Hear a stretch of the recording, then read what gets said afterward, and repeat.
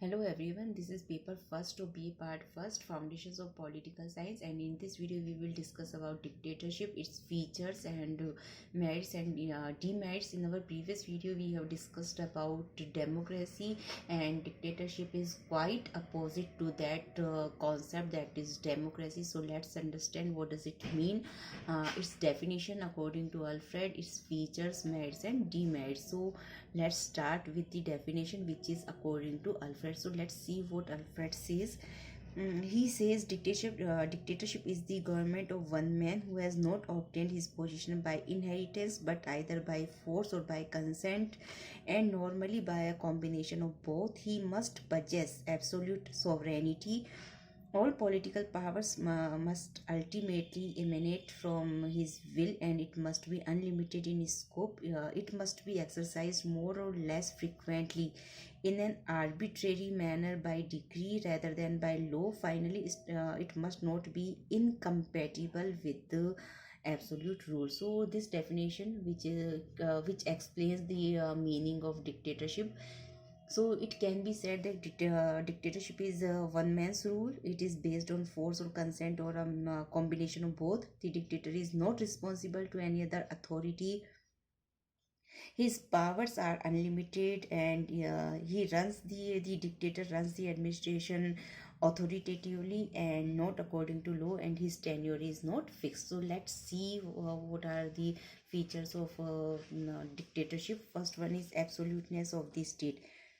Dictators are opponents of the democracy, and they make the state all powerful. In this way, the powers of the government are absolute in dictatorship, and no constitutional check is imposed on them. Next one is suspension of fundamental rights and liberties. And I have mentioned here fundamental rights in this way, but in exams we are not to write in this manner. We will write full in the full way of how we write fundamental rights. We cannot abbreviate it. So suspension of fundamental rights and liberties. In dictatorship, people are generally deprived of their fundamental rights and other liberties. Rights are not considered inherent amongst the people. They are considered concessions from the state, and judiciary is not the guardian of these rights, and with the result that people enjoy only those liberties which are allowed by the dictator or dictatorship, that is form of government. And next one is belief in violence and force, and dictators do not believe in peace, non-violence and principles of punishment. They conquer the neighboring weak states and enhance their prestige. And next one is opposition is not allowed to exist, and opposition parties are banned in dictatorship. If any effort is made to the contrary, it is suppressed by with force, and persons concerned are penalized. And so formation of any opposition party is not allowed. Next one is emphasis on obedience to authority, strict discipline and full responsibility. So in this form of government, special stress is laid on equality, liberty and fraternity. In democracy, but dictatorship condemn all these three principles, which is the which can be seen as pillars of democracy. But dictators condemn all these three principles. Instead, they teach the people three other principles: obedience to one leader, observance of rigid discipline, and feeling of responsibility towards the society. And they are of the belief that common people are not so competent as to give leadership, and the welfare of the people lies only in the obedience of the intelligent leader. Secondly, they say that without discipline, development of a nation is not possible. Next one is control over press and radios, and dictators never allow the press the liberty of criticizing the government freely, but they exercise full control over the press and radio and make use of them in order to seek the support of the people. And through the medium of press and radio, propaganda of the government policies carried on, and In this way, the dictators control the public opinion. Next one is dictators ignore the international public opinion.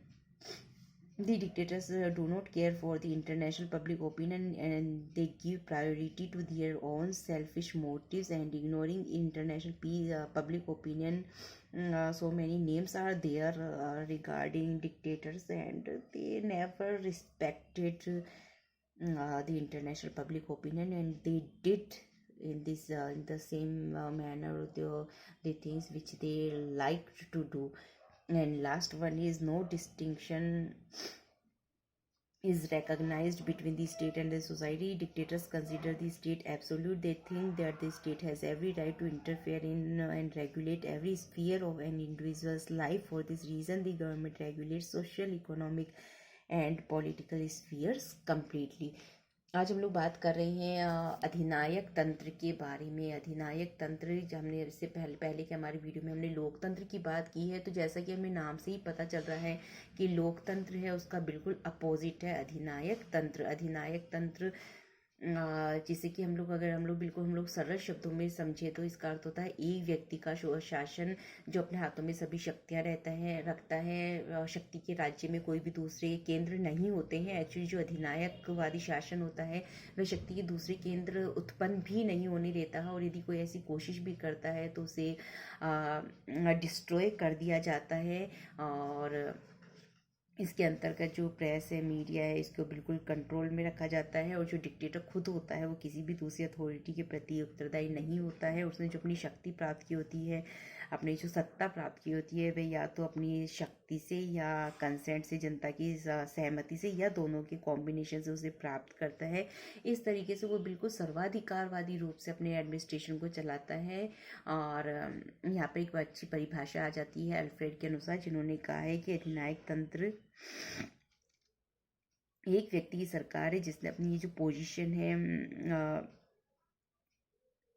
ये inheritance से नहीं ली है, उत्तराधिकार से नहीं ली है, बल्कि इन्होंने विरासत में नहीं ली है, बल्कि उन्होंने क्या शक्ति या सहमति या जनरली दोनों की कॉम्बिनेशन से, दोनों की मिश्रण से प्राप्त की है। इस प्रकार से उसके पास में बिल्कुल निरंकुश संप्रभुता होती है। सभी पॉलिटिकल पावर्स, जो राजनीतिक शक्तियाँ होती हैं, वो उसके पास में होती हैं। और इस तरीके से उसका जो कार्य क्षेत्र होता है, उसकी जो स्कोप होता है पावर का, वो अनलिमिटेड होता है। और ये बिल्कुल जो आर्बिट्रेरी मैनर से निरंकुशवादी तरीके से वो शासन करता है। और इसके बाद में इसके फीचर्स आ जाते हैं। तो जैसा कि हमने अधिनायक तंत्र को समझ लिया है, तो फटाफट से हम लोग इसके फीचर्स देख लेते हैं। तो पहला आ जाता है कि इसके अंतर्गत जो राज्य होता है वो बिल्कुल निरंकुश होता है। एंड इसके अंतर्गत जो अधिनायक तंत्र है ये लोकतंत्र का पूरा विरोधी होता है। और इसके अंतर्गत जो राज्य होता है वो पूरा संपूर्ण शक्तिशाली होता है,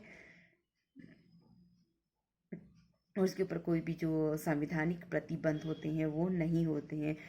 दूसरा आ जाता है इसके अंतर्गत जनता के पास में किसी भी प्रकार के मूल अधिकार या स्वतंत्रताएं नहीं होती हैं। जितनी स्वतंत्रताएं या मौलिक अधिकार या अधिकार वही होते हैं जो कि अधिनायकवादी शासन व्यवस्था उसे देना चाहती हैं। तो जनरली इसके अंतर्गत जो पीपल होते हैं, क्योंकि उनके जीवन के हर पक्ष पर अधिनायक तंत्र का नियंत्रण रहता है, इसलिए उनके पास में इस तरीके के कोई भी मौलिक अधिकार या स्वतंत्रताएं नहीं होती हैं। और यहाँ पर जो न्यायपालिका होती है वो भी हमारे फंडामेंटल राइट्स और लिबर्टीज़ है उनको प्रोटेक्ट नहीं करती है। नेक्स्ट आ जाता है इसका जो ये वाली जो शासन व्यवस्था है, इसका विश्वास होता है हिंसा में और शक्ति में। और जो कि अगर हम लोग इसको कभी हम लोग क्रिटिसाइज़ करते हैं तो हम लोग देख सकते हैं, जहाँ तक हमने इसके फीचर्स देखे हैं, तो इसमें कोई ऐसी बात नहीं नज़र आती है जिसको कि हम लोग प्रेज़ कर सके, जिसकी कि हम लोग तारीफ़ कर सके। तो जब हम लोग इसको क्रिटिसाइज़ करेंगे डिक्टेटरशिप को, तो जो इसके ये फीचर्स हैं, जो इसकी विशेषताएं हैं, वो ही इसके जो आलोचनाएं हैं वो इसकी बन जाती हैं। तो जो अधिनायक तंत्र है इसका विश्वास हिंसा में और ताकत में होता है। तो इस तरीके से शांति, अहिंसा और जो सहयोग की भावना है और इस तरीके की जो अच्छी हमारी भावनाएं हैं, इसके अंदर इनका कोई विश्वास नहीं होता है।